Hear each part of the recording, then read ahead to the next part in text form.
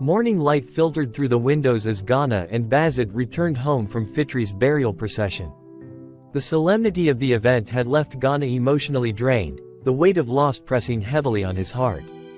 Bazit observed her little brother's silence, offering him a cold drink, but he quietly retreated to his room. Understanding his grief, she decided not to follow him, choosing instead to inform their parents of the situation.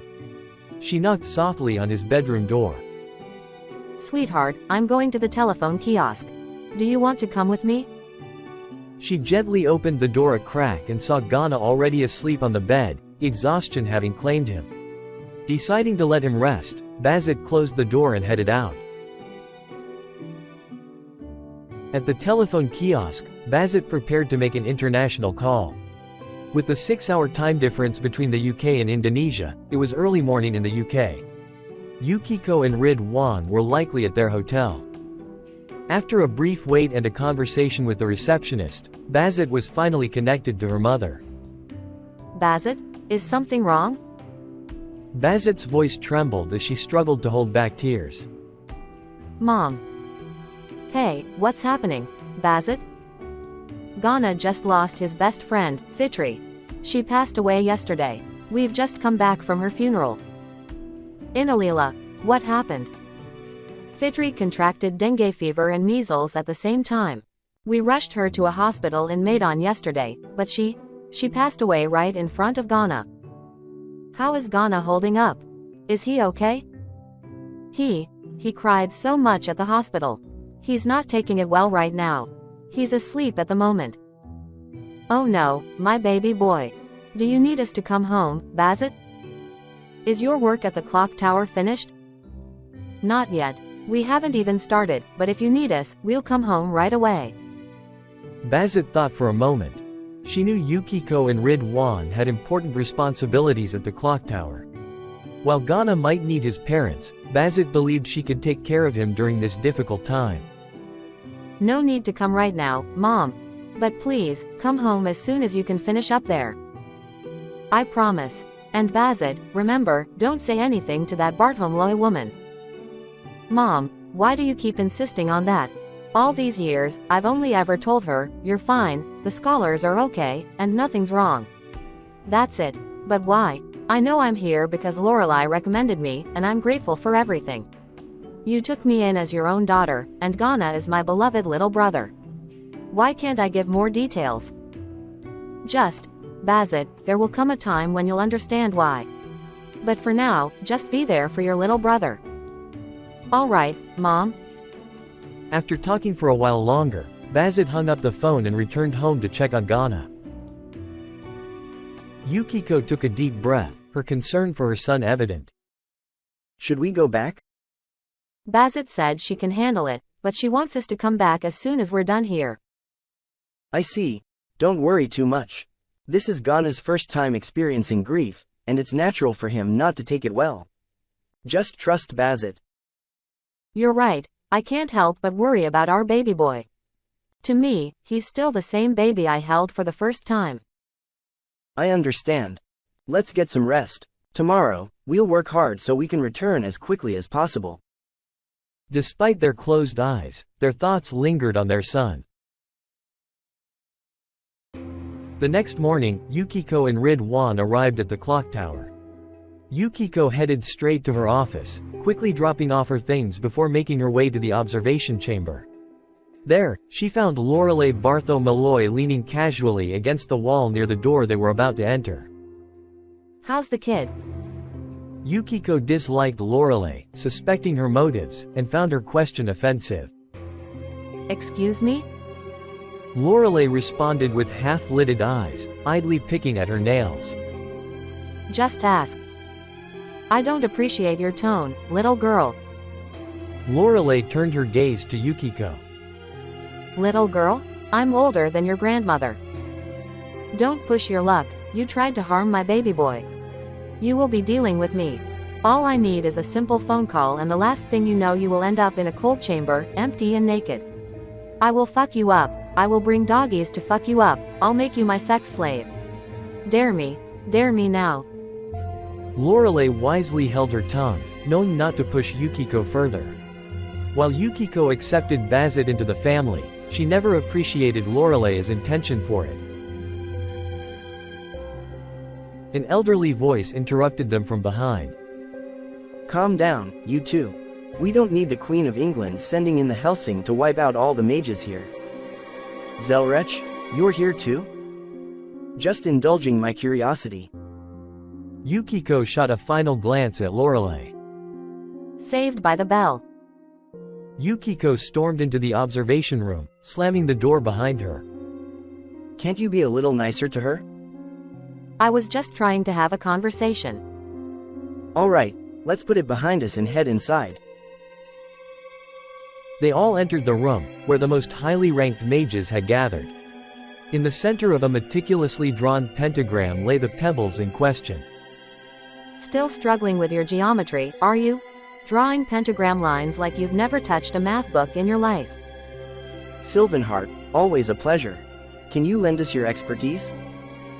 Do you have the analytic report? Right here. Thaddeus handed Ridwan a stack of papers. Yukiko and Ridwan began to review the documents carefully. I see.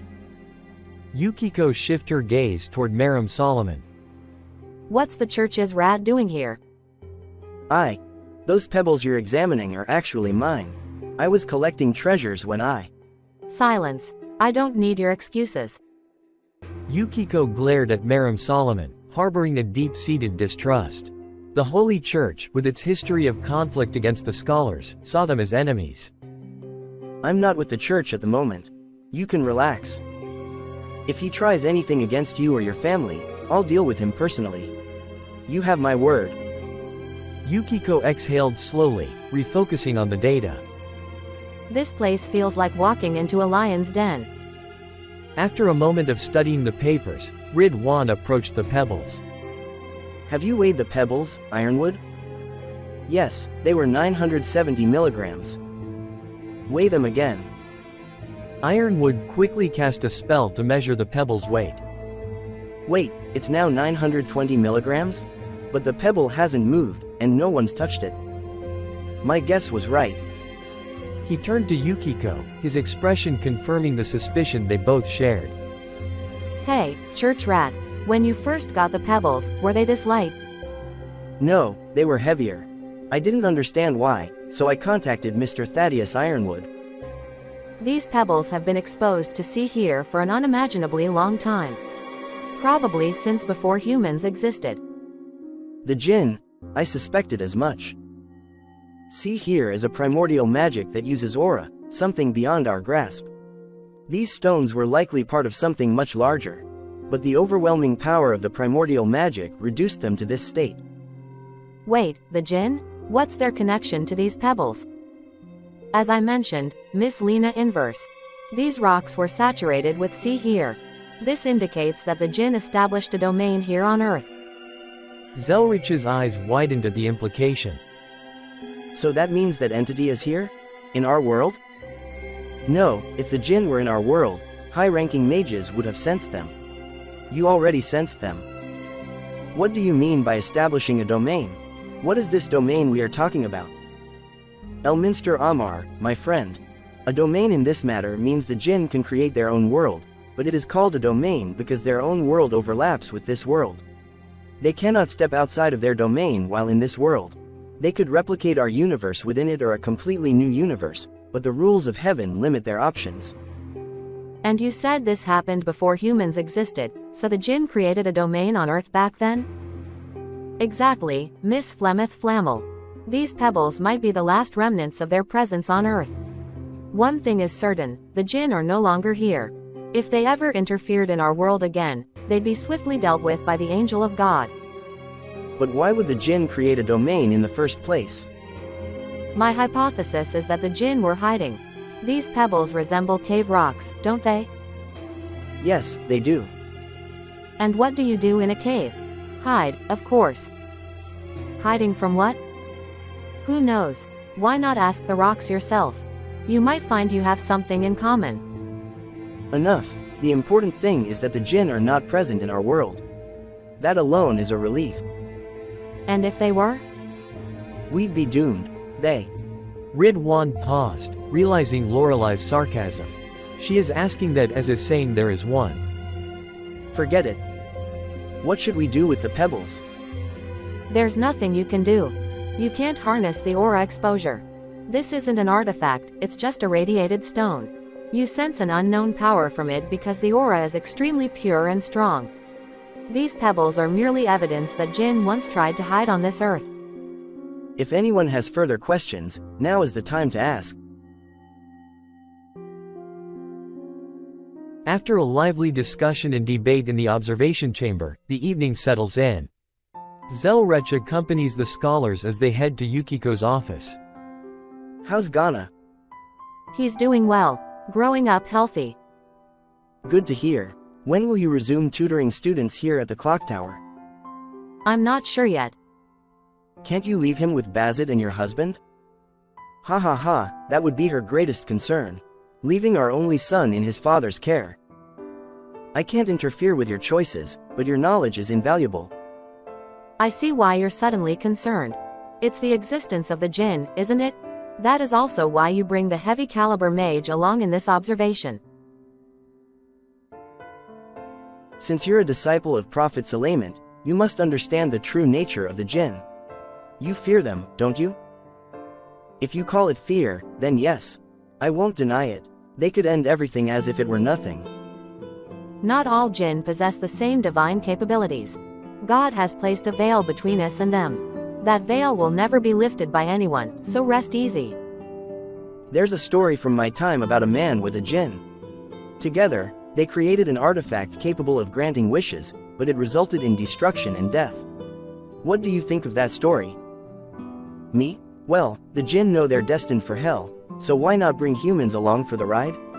In that story, the man who created the artifact is the passenger on the joyride with the Jinn.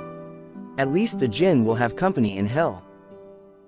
Ha ha ha, what my husband means is that seeking wishes outside of God is what we call shirk. The punishment is hell. So, in your story, the man was deceived by the Jinn from the start. Jinn doesn't appear in their true, hideous forms. They take on shapes that are appealing to us. They arrive at Yukiko's office. Alright, see you next time, Zelretch. Say hello to Ghana and Bazit for me. We will. Yukiko and Ridwan enter the office. Zelretch remains at the door, letting out a long sigh. I'll be in hell, huh? I'm not even taking part in any of it. Inside the office, Yukiko and Ridwan gather their things. Yukiko organizes her desk, tidying books she hasn't had time to shelve. You know, he's talking about himself and the Holy Grail. I know. There's still a chance for us to unveil the true nature of the Holy Grail, that damn artifact. I'm with you. Together, we'll fit the last piece of the puzzle into place. You're right.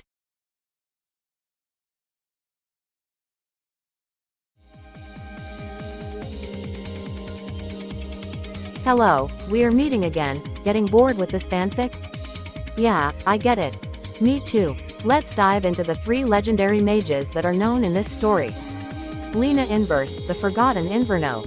In a time before the Age of Heroes, there existed a land beyond the boundaries of recorded history, a place known only to a few of the most learned mages.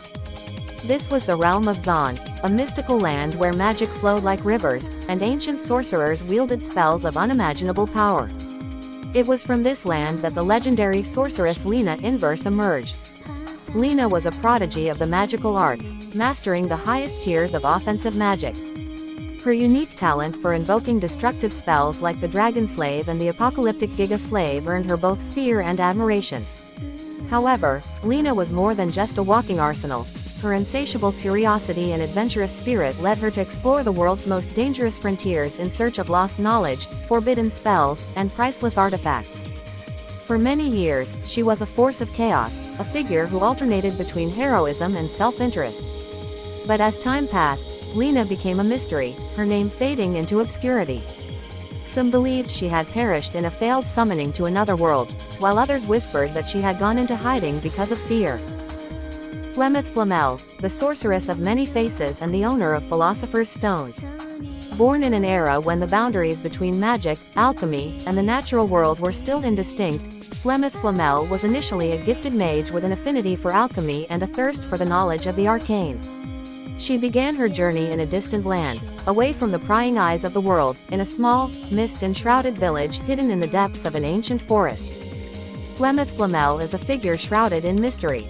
While her identity as Nicholas Flamel has been lost to time, the name Flemeth Flamel is whispered among the oldest and most knowledgeable of magi. Some suspect that she may have been one of the founding members of the Mages Association itself or an early associate of the Wandering Sea. Others speculate she was involved in the creation of the first Dead Apostles, using alchemical experiments to prolong her own life in ways beyond normal comprehension. But one thing is for sure, she put her highest regard on the scholar of Alexandria. Elminster Aumar, the legendary sage of Shadowdale. Elminster Aumar stands as a unique figure whose presence is felt across dimensions.